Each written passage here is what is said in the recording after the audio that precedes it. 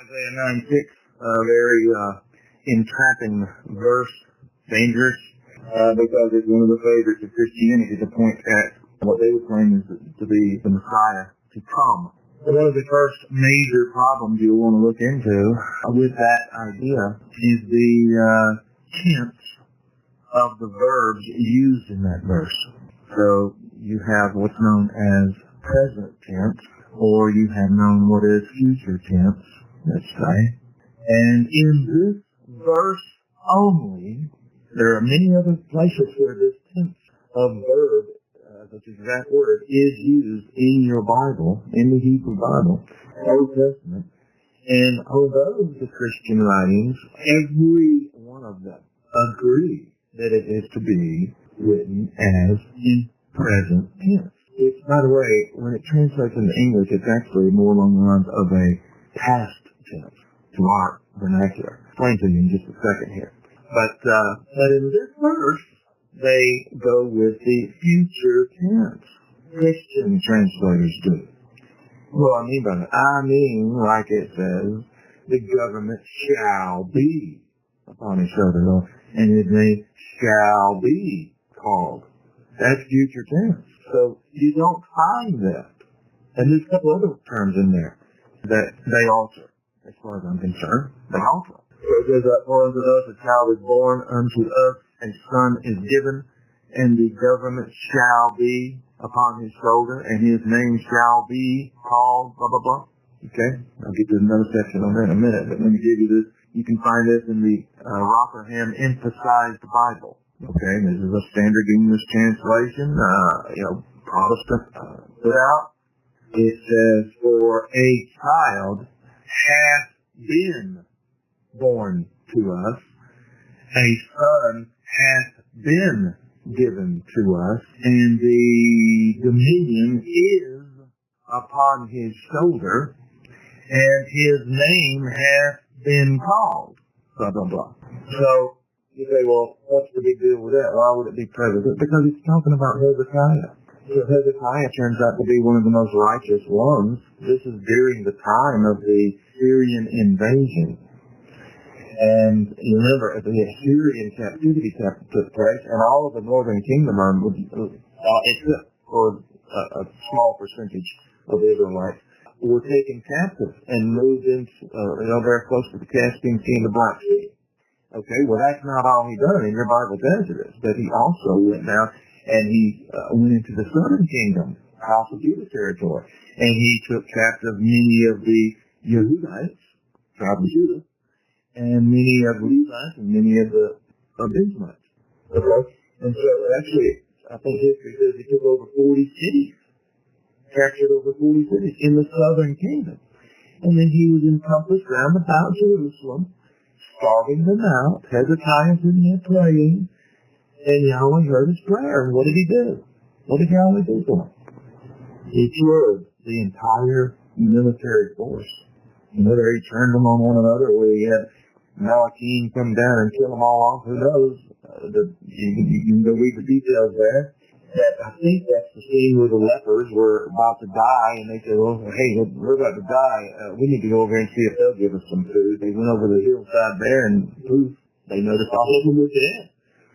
So, anyway, he seems to me to be giving praise to Hezekiah. Now, guess what Hezekiah's name basically means? Yeah. The mighty God. Or it can be translated, the mighty God. Or something to that effect. Like, for example, you'll find that, I think it's strength of God. Or some strength of Yah, rather. And that's why his name shall be called Hezekiah.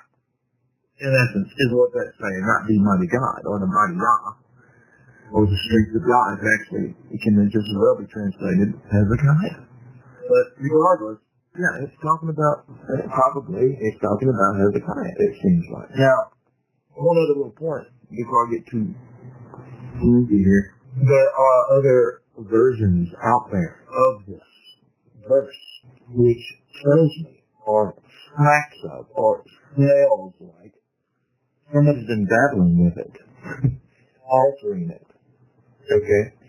give you a prime example. And remember what I told you also. This is Isaiah chapter 9 verse 5 in your Jewish literature. It is not Isaiah 9:6 in Jewish literature. They change something in verse 1. They break it up differently in verse 1 in this chapter, and that's why the number scheme is slightly different between the versions. But you go over to Brenton's Septuagint.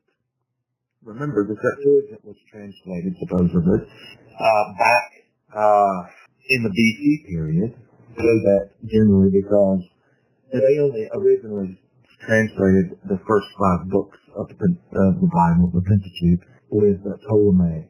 It was later that there were other books added to the translation in the Greek.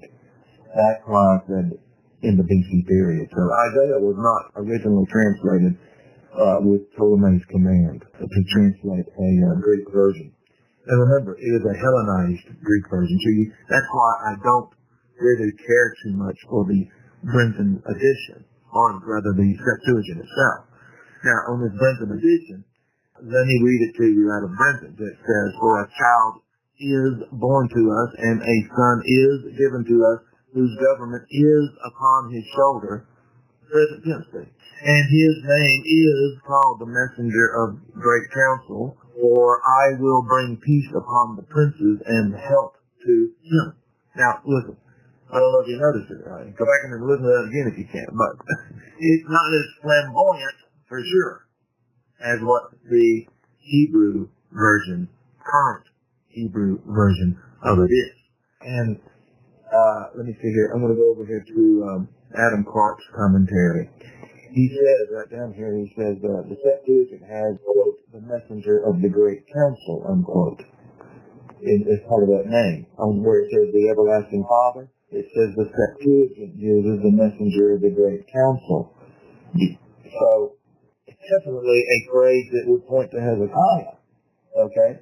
But he goes on and he says, the helping Father is also a translation that is in some Hebrew versions. And he says, evidently, the corruption of some. So, he's telling you that this verse here has been corrupted in certain translations. He's telling you that the Septuagint is totally different on this verse. So, whatever your conclusion on Isaiah 9:6, whatever the conclusion of some Christians that may be out there demanding that it refers to the Messiah, and is a prophecy of the Messiah, and if you don't see it, then they get all hyper about it. It is definitely not a passage that you want to build and, establish your faith upon. Oh, why? Well, because it's been tainted and corrupted, that's why. So, I wouldn't put too much strength on this passage for establishing a doctrine, let's say it that way. And yet that you see exactly the reason why they would, and you can go in your Christian commentaries and you will read the majority of them. Well, man, this is referring to the Messiah, no doubt, and if you don't believe it, there's something wrong with you, et cetera. Something a Trinitarian would love to hear, right? So, this is, that's my position. I believe it's probably referring to Hezekiah, because the tense of those verbs demands present tense.